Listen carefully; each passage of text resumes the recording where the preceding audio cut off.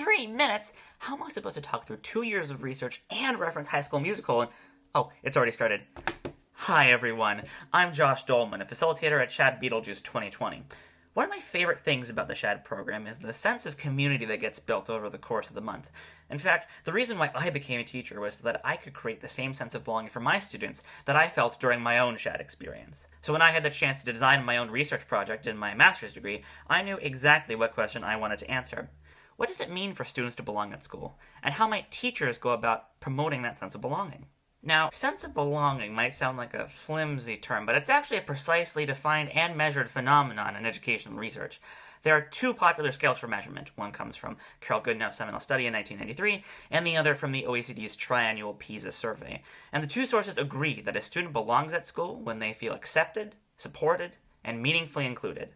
Later research uncovered that belonging at school doesn't just help students to feel better, it also helps them to do better. Up to a certain threshold, improving a student's sense of belonging at school increases their academic achievement and makes them less likely to drop out of school. This is especially true of marginalized students, who are more likely to start off with a reduced sense of belonging compared to their peers.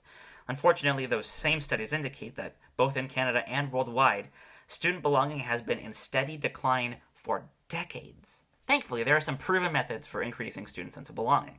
For one, student belonging improves when they have access to strong relationships of care with adults within that school. This is the basis of the standards of practice and ethical standards of the Ontario College of Teachers. Students also belong more within positive learning environments.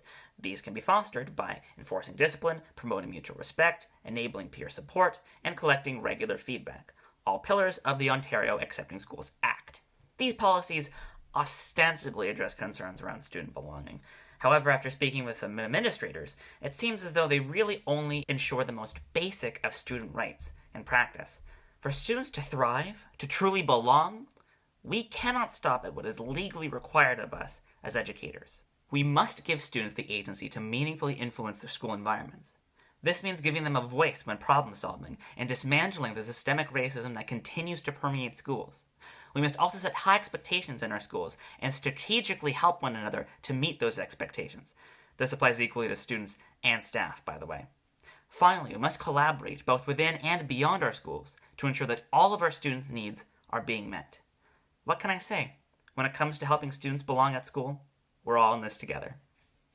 I did it! We're all in this together once we know that we're all stars, and we see that we're all in this together, and it shows when we stand hand in hand, make our dreams come true.